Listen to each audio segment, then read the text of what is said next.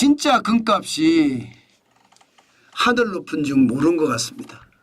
사상 최고 찍은 지가 엊그제인데 또다시 사상 최고치를 찍었어요. 와, 진짜 난리도 아니죠. 보세요. 8월 20일이에요. 2552.1달러까지 올라갔습니다. 트로이 온스당. 장난이 아니죠.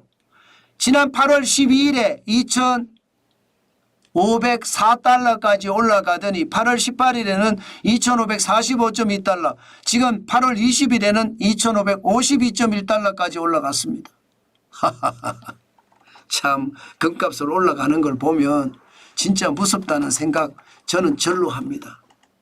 저는 여러분 여기에서 우리가 반드시 생각해야 될 거 하나만 짚고 넘어가겠습니다. 돌반지가 103만 원을 가든 돌팔찌가 103만 원을 가든 돌반지가 50만 원을 넘든 그거보다 더 중요한 것은요, 금값이 계속 치솟을 때 그때가 언제였느냐 하는 겁니다. 여러분 보세요. 오일 쇼크 때 1976년 8월 30일에 트로이 온스당 102.8달러였거든요. 그 이후로 말입니다. 한 3년 반 후입니다. 1980년 1월 21일에는요 847달러였습니다. 굉장히 많이 올랐죠. 723.9% 올랐습니다. 8배가 더 올랐다는 거예요. 3년 반 동안. 위기 때 오르는 거, 위기 때. 글로벌 금융위기 때도 보시면 글로벌 금융위기 때도 보시자고요. 글로벌 금융위기 때 2008년 11월 3일에 705달러였습니다. 트로이 온스당. 그런데 2011년 이게 글로벌 금융위기를 넘고 위기의 어떤 경제가 회복되는 그 사이에 2011년까지 가니까 1876.9달러 166.2%가 올랐습니다. 위기 때 계속 오르죠. 코로나19의 위기 때도 마찬가지입니다. 2018년 9월 27일에 1187.4달러였거든요. 그런데 2020년 8월 6일에 2069.4달러까지 올라갔습니다. 이게 결국은요, 위기가 터지기 전에 금값은 사상 최저 이렇게 기록을 하다가 위기가 터지기 직전까지 가면 금값은 올라가고요. 위기가 터지면 더 가파르게 올라가고요. 위기가 터져서 수습할 국면에 가면 최고치로 올랐다가 그 이후에는요 경기가 좋아지니까 떨어진다.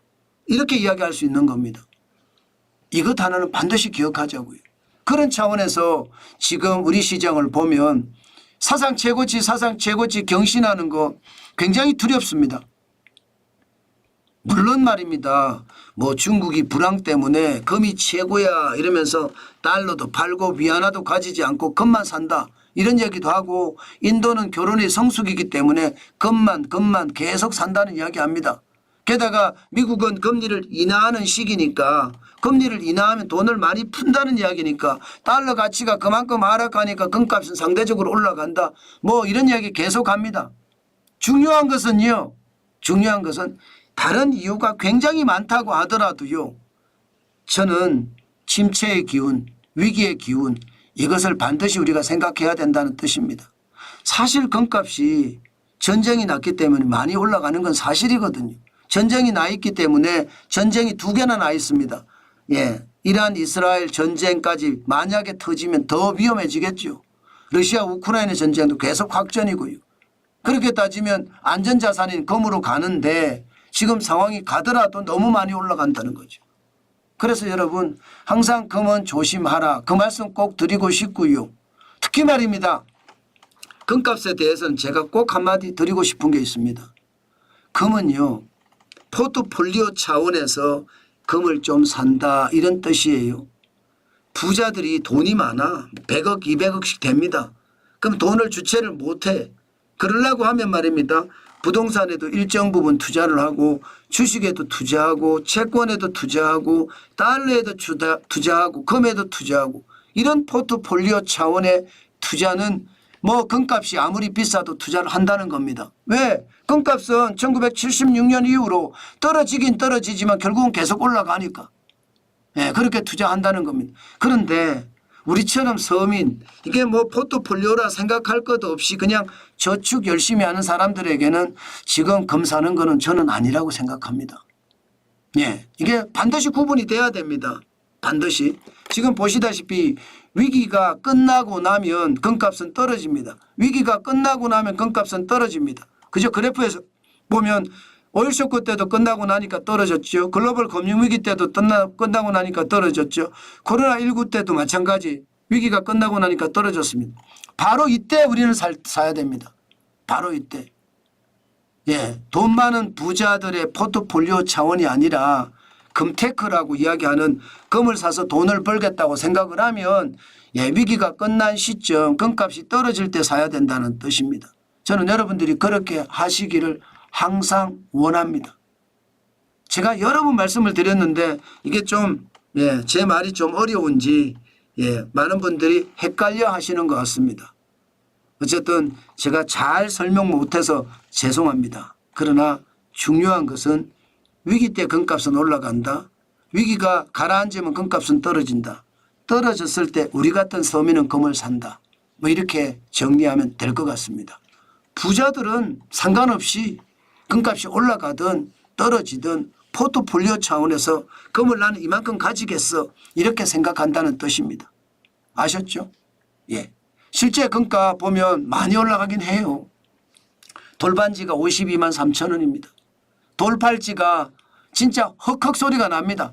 103만 4천 원이 이제 예, 조카들이나 손자 손녀들이 예, 돌반지 한다고 하면 돌반지 하나 들고 가기도 참 겁나게 생겼습니다. 그만큼 말입니다. 금값이 많이 올라간다는 뜻이에요. 저는 여러분 금을 예, 평상시에도 꾸준히 이게 이제 우리가 위기가 와서 위기가 해결되고 금값이 떨어질 때 그때는 계속해서 조금씩 사는 거 우리 잊지 말자고요. 금값은 계속 올라가는 게 기정사실이잖아요. 국내도 말입니다. 예, 들쭉날쭉은 합니다. 그렇지만 결국은 올라가요. 왜? 국제 금값이 계속 올라가니까 국내 금값도 계속 올라가는 거예요. 돌팔찌 하나에 50만 원, 60만 원 하던 시절이 엊그저께였는데 지금은 103만 돌팔찌가 두 돈이잖아요. 두 돈이요. 돌반지는 한 돈이고. 한 돈에 말입니다. 52만 3천 원이고 예, 두 돈에 103만 4천 원이니까 엄청나잖아요. 물론 뭐 예, 저거는 가공을 했으니까 가공 수수료가 들어갔겠죠. 그렇게 안 들어가면 지금 45만 원대입니다. 45만 원대. 내가 팔 때는 40만 원대고요. 내가 살 때는 5만 원대입니다. 그만큼 말입니다. 금값이 여전히 많이 올라간다는 것 다시 한번 생각을 해 봐야 되고요. 오죽했으면 여러분 금값이 이렇게 올라가니까 이게 표준금계에 대한 가격이 기사화되기 시작했어요. 오죽했으면. 표준금계가 400온스라고 하거든요. 400온스니까 이게 100만 달러가 넘었다는 거예요. 100만 달러. 사실 표준금계 보니까 기분은 좋지요. 여러분들도. 아침에 금 보니 뭐 막 부자가 되는 느낌 들지 않으세요? 저도 금을 보니까 기분 되게 좋습니다. 네, 중요한 것은 여러분 금이 여러분들을 부자로 살찌워 주는데 언제 살 것이냐 하는 시점 저는 굉장히 중요하고 앞으로도 정환진 TV를 계속 보시면서 함께 소통을 하면 그 시점들을 잘 알 수 있을 겁니다. 예. 제가 전화를 참 많이 받습니다. 요즘은 엔화 때문에도 받고 금 때문에도 받고 예. 지금 엔화는 많이 올라갔을 때 950원대에 팔고 나서 지금 정 박사님 지금 사야 됩니까 하고 전화 오시는 분들이 많거든요. 금도 마찬가지입니다. 금은 옛날에 제가 2020년이죠. 예, 2020년 많이 떨어졌을 때 2021년 많이 떨어졌을 때 금을 사자 제가 아마 노래를 불렀을 겁니다. 그때 사신 분들은 지금 돈 많이 벌었죠. 중요한 것은 그렇게 시장을 계속 저랑 예, 함께 소통하면서 또 이 댓글창에서 집단지성을 쌓아가면서 금을 사는 것 잊지 말았으면 좋겠다. 그 말씀 다시 한번 말씀 올립니다. 아셨죠? 반드시 경제 위기가 끝나고 나면 금값이 떨어집니다. 그때 우리는 금을 사야 됩니다. 그렇게 꼭 말씀드리겠습니다.